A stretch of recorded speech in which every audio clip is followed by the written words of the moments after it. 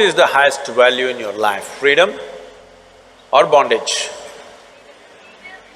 Please, I would like to hear that word. Oh, freedom! But if you are free, you feel lost.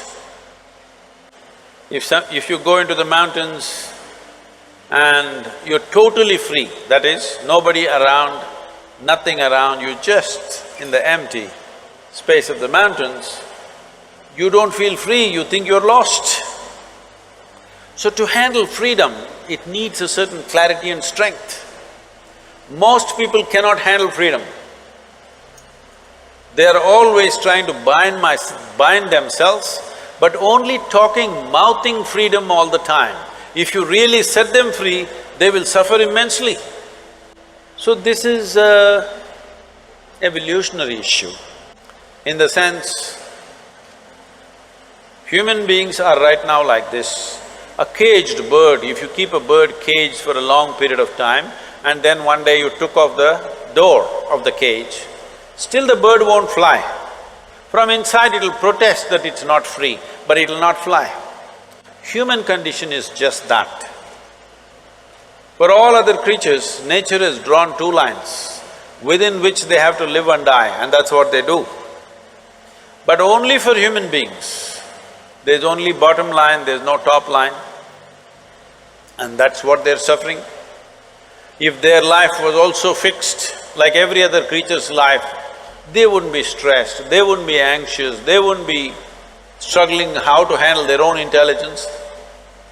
And that is what you're seeking unknowingly. You may seek it in the form of relationships, you may seek it in the form of profession, you may seek it in the form of nationality, ethnicity, community, God, heaven, hell. All you're trying to do is draw an artificial line which does not exist. Because freedom needs courage. Freedom needs a certain madness. If you're very sane, you cannot be free because you will go between the two lines of logic. To be free, it takes a lot of strength. That if you… First of all, what needs to happen if you want to be free is, do you understand that all human experience has a chemical basis to it? Hello? What you call as joy is one kind of chemistry, misery is another kind of chemistry, stress is one kind of chemistry, anxiety another kind of chemistry, agony one kind of chemistry, ecstasy another kind of chemistry. At least ecstasy, you know it's another kind of chemistry. I hear.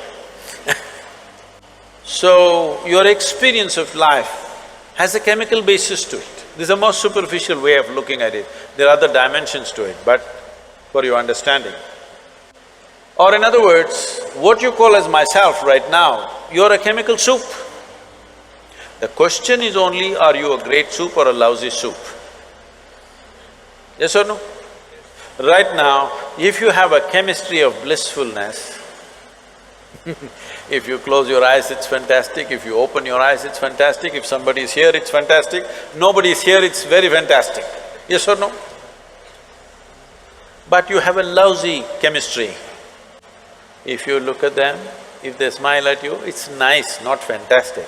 If they look at you like this, suddenly it's a problem. If these people are happening just the way you want, your chemistry is reasonably balanced. If they do something that you don't like, boom, it goes somewhere else. So essentially, you have not looked at this mechanism, what is the basis of this, how it functions, how I can make it function at its highest level. Right now, let's say you really blissed out like me.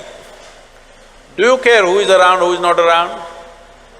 If they're around, it's fantastic. They're gone, fantastic. Because your experience of life is no more determined by what you have and what you don't have, whether it's people or things or food or this or that. It is not determined by that. Once your way of being is not determined by anything outside of you, then there is no such thing as loneliness. But you will enjoy your aloneness because whether you like it or you don't like it, at this young age, it's a little difficult to understand this, whether you like it or you don't like it, within this body you're always alone, isn't it? Whether you do interaction or intercourse or whatever, still you're alone in this body, yes or no? Hello? If you don't learn how to handle this aloneness, you have not learned anything about life. This is the most beautiful thing.